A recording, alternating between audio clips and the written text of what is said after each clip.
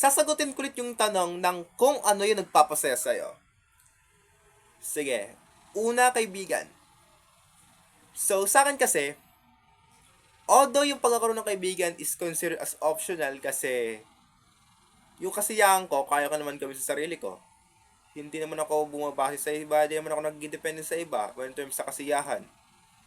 Kahit anong kinds yan, hindi ko talaga consider talaga na parang nakadependent ako sa kasiyahan ng iba.